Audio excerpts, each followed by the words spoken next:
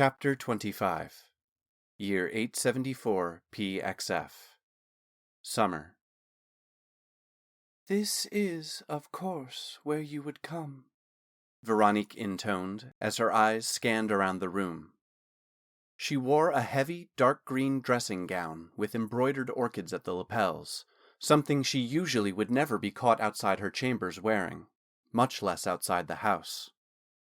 She slid the small tome she carried into one of the outside pockets, so she could pass her less than perfectly manicured hand over one of the smithy's work tables. Thorn at first thought the expression she wore was of rueful disdain, but then realized it was one of envy and wistful disappointment. She continued, eyes finally meeting her son's. "This and dear Miss Haddington's kitchen was always your true home, not the sterile halls and rooms of the upper floors that your father and I inhabited." There was a bite to her words, but the warmth returned as she added, "Here was the home you deserved. Talon." Veronique paused, looking deep into the eyes of the man before her and then seeing a truth behind them. "That's not who you are anymore, is it?" She sighed. "Of course not. How could you be? You no longer have the Vermillion blade, yet you are alive. And even after all you had already lost, your father has taken even more." Veronique closed her eyes, seemingly searching for a place she had long ago walled off from everyone, including herself. "That is where we are alike, you and I." She walked around Thorn, past the forge, and to the narrow door beside the flue that led to the tiny room beyond it.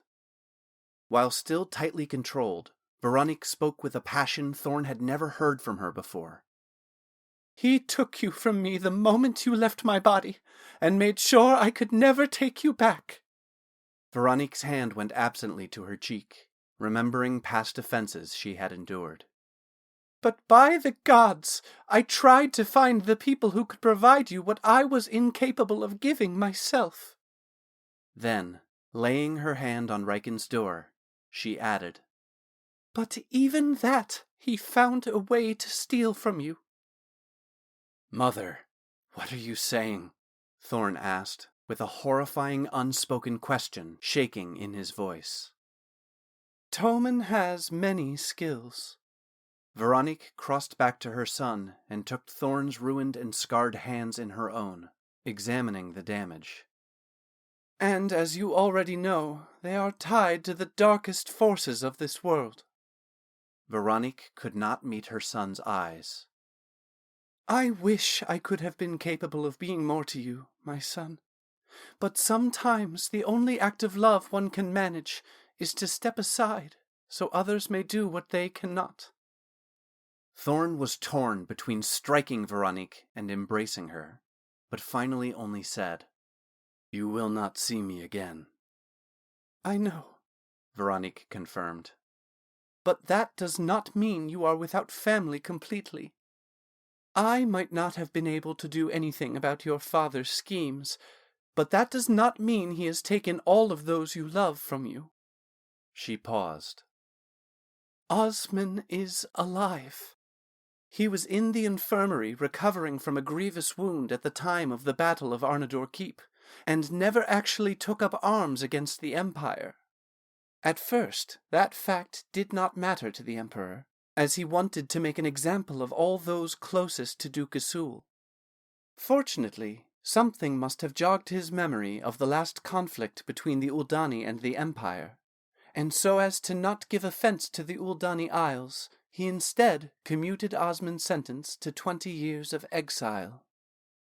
Veronique then turned and left the smithy, retrieving the book from her dressing-gown pocket as she left.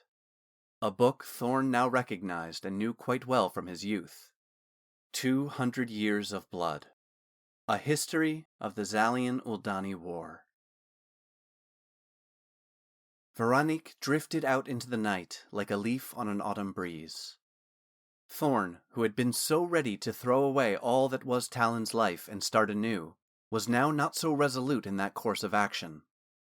His body feeling as unsteady as his mind, He sat down on the edge of the forge and opened himself to the memories and ghosts that haunted this space.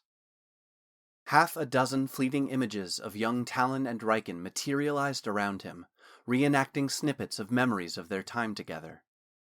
As one would fade, another would appear. There wasn't a square inch of this place that their presence had not touched. They really had been inseparable, and young Talon was so happy. No, he was so happy. Thorn's eyes became trapped looking at the door to Riken's room and Veronique's hand resting there. Had Tommen sent the creature to attack them that day? Was it all part of his plan for Talon to become his weapon? To become this? Thorn looked down at the body he had inherited from Talon. Its strength, its mass, and its size. The years of training and fighting and honing his skills.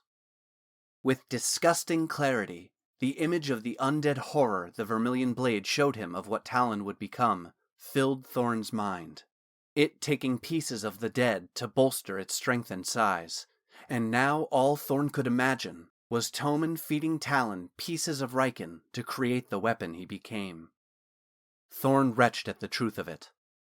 All the fiendish incursions over the years, keeping Talon's skills sharp and developing his ability to lead others. Was Tommen's hand in that as well? Thorn wanted to reject the thought of it, but as the pieces came together in his mind, it made far too clear a picture for his father's hand not to have been behind it all.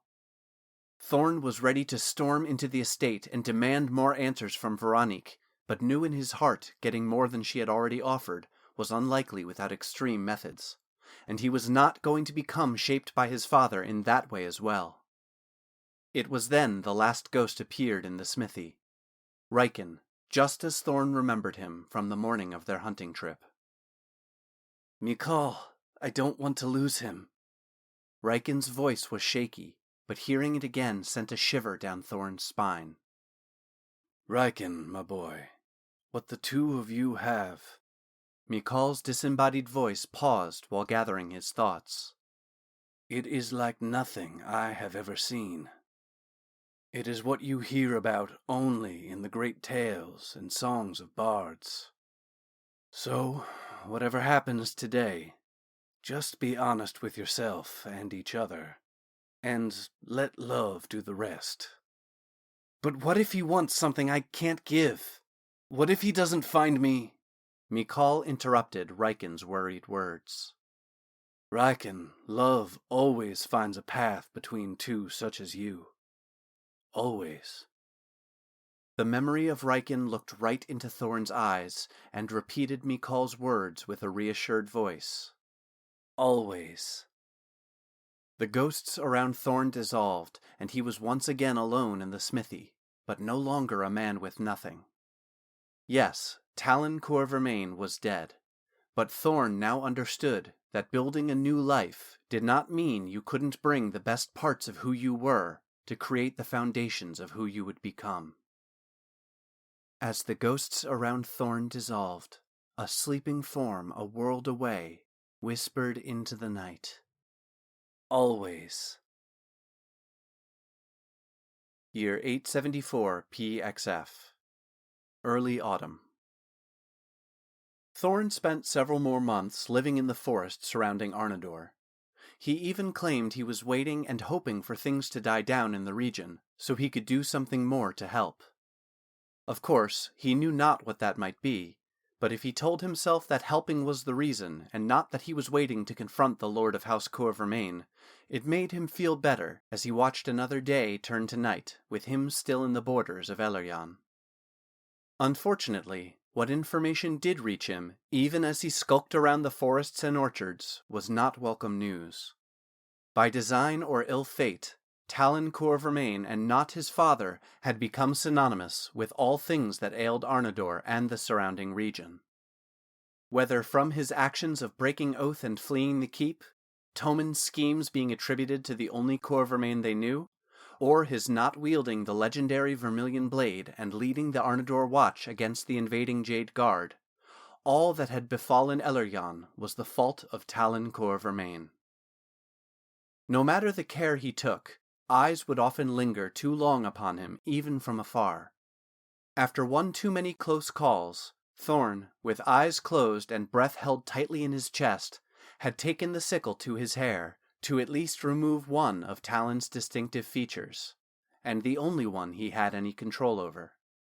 But even now, with his wild hair haphazardly cut nearly to the roots, his face and form were far too infamous, and Thorn knew it was beyond reckless even to consider facing his father. All he had was Casparian's sickle, and the armor from the forge that he wore under his plain rough-spun tunic, and they would be no match for whatever guards or mob might rush to the aid of his father. Still, a deep need for further closure kept him from moving on and away from Arnador, so Thorn waited. Finally, his 3rd month in the forest reached its midpoint, and the first chills of autumn reminded him he would need to find shelter before winter. Thorn had a visitor. Whistling brightly as though they had no care in the world, Castian Varro, the half-elf who wintered in the Sojourn's Rest, strolled into his camp. Thorn had hidden deep within the brush upon hearing someone's approach, but was still close enough to keep eyes on his ramshackle refuge. Castian looked straight at him without a search and said, "A package was delivered for you at Lolly's." Thorn stood up, knowing there was no sense pretending he was hidden from Castian's keen eyes. "She also mentioned you are not you any longer. So who are you now?" Thorn followed Cass's dizzying logic and introduced himself. "Thorn. You can call me Thorn." "Well, Thorn, for a man the size of a small mountain and a face as easy to spot as a newly painted tavern sign, you have done a humanly adequate job of making yourself scarce. Anyway, here's your box." Castian expertly threw a rectangular package from out of the pack over their shoulder at Thorn. Thorn caught the small, well-made, plain wooden box that Cass tossed to him. Opening it, he recognized what it was and what it meant. Within the box was the ball-peen smithing hammer that Riken had made to win his apprenticeship. Mikal had used it nearly every day and kept it in his belt at all times. It could only mean one thing for it to come to Thorn. Mikal had died. Emotion filled Thorn's heart, but strangely, it was not as crushing a blow as he expected it to be.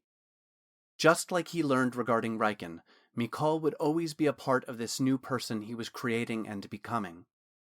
Mikal might have taken his journey with the last friend, but he would also be forever with Thorn as a foundation of who he was. Perhaps this was the closure Thorn needed, not the confrontation with the lord of his old house he desired. Cass broke the silence of Thorn's introspection. "You'll be needing something more than hedges and trees for shelter come winter. You should head up to Limehold. Old King Stone Anvil owes me a favor and does not care about the winds of the Empire's political seasons. He will put you up for the winter, maybe longer if you make yourself useful. Find a deep enough place in the mines, and the human world need not see you ever again." Cass continued. "Well, I need to be getting home for the winter myself, and it's a long walk. See you around, kid." Castian stood, picked up the tune they were whistling at precisely the same note they left off on, and strolled out of Thorn's life for nearly a decade.